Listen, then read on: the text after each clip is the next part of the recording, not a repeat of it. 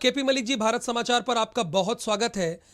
क्या जी किसी धन्यवाद। एक स्तंभ को हिलाकर इस देश में लोकतांत्रिक व्यवस्था को बहाल किया जा सकता है? जो स्तंभ लगातार जनता को सच दिखा रहा है, उसे झकझोरने हिलाने की कोशिश क्यों की जा रही है? क्या वजह हो सकती है? देखिए, आज देश में जिस प्रकार की राजनीति चल रही है, जिस तरह की चीजें आप चल रही हैं, आप देख रहे हैं। हम्म। हालांकि लोगों का कहना है कि आपातकाल लगा हुआ है, लेकिन आपातकाल ऑफिशियल नहीं है, आपातकाल अनऑफिशियल है।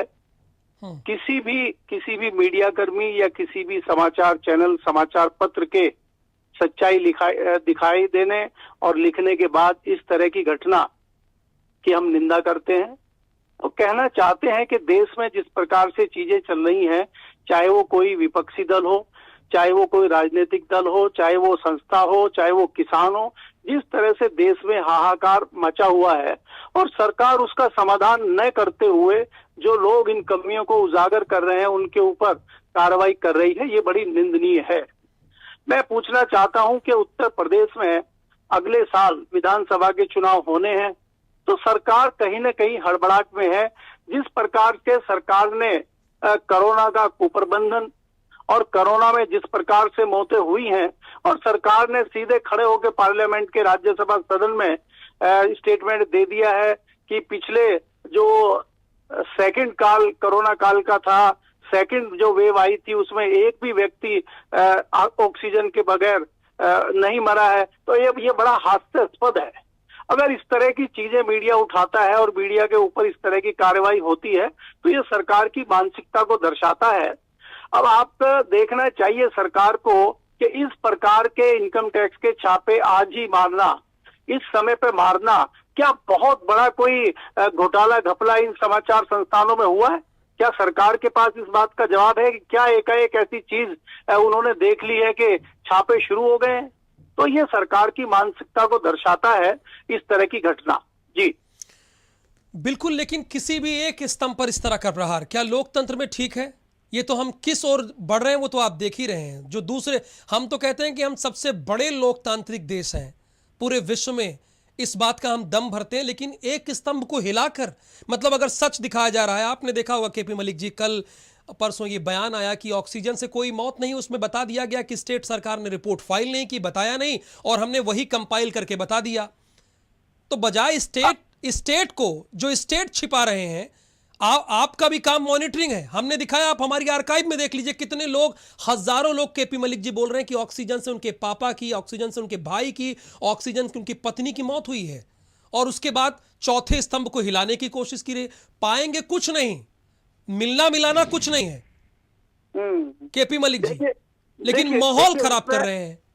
देखिए इसमें क्या है कि जिस तरह से लोकतंत्र में हम्म।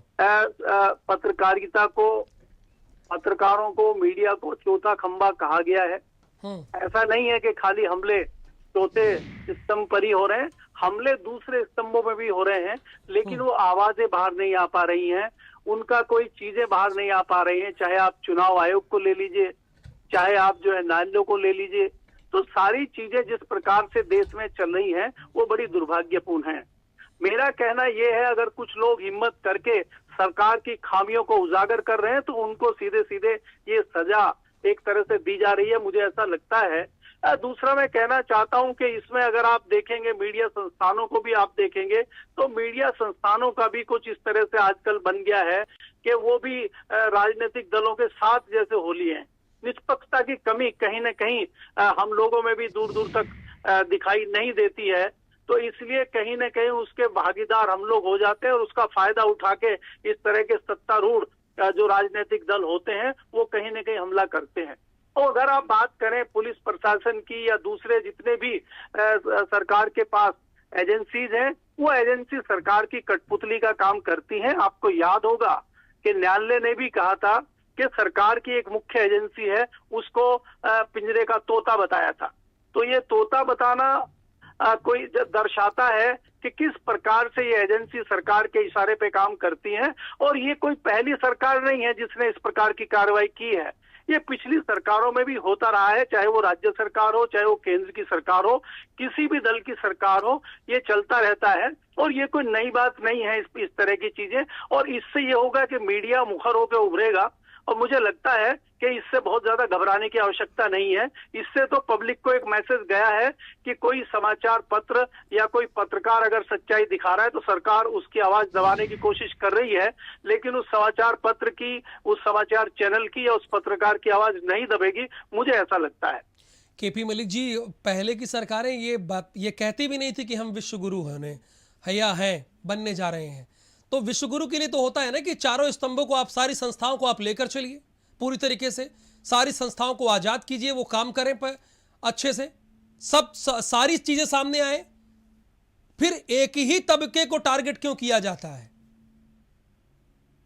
जी देखिए, इसमें जिस प्रकार की आप बात कह रहे हैं, आज सरकार का कहना कुछ और है, करनी कुछ और है, दिखाना कुछ और है। आप बात कर रहे हैं कि कांग्रेस के टाइम पे, जब कांग्रेस की पिछली सरकार थी, तो डीजल पेट्रोल के दाम पे यही राजनीतिक दल जिस प्रकार से सड़कों पे उतरकर बात करते थे, आज पेट्रोल डीजल के रेट जो है शतक क्रॉस कर गए हैं, कोई बात नहीं कहीं हो रही है। बेरोजगारी देश में फैली हुई है, कोई बात नहीं हो रही है। तो ये कह देना, करना चाहिए बनेगी, ये सब कहने की बातें हैं, करने की बात नहीं है ये। आपको बारीकी से देखना पड़ेगा कि हो क्या रहा है। जी चलिए, बहुत शुक्रिया केपी मलिक साहब हमसे बातचीत करने के लिए। वरिष्ठ पत्रकार हमारे साथ केपी मलिक जुड़े। उन्होंने साफ तौर पर कहा कि किसी भी स्तंभ पर इस तरह का हमला ये दिखाता है कि आप डर रहे हैं।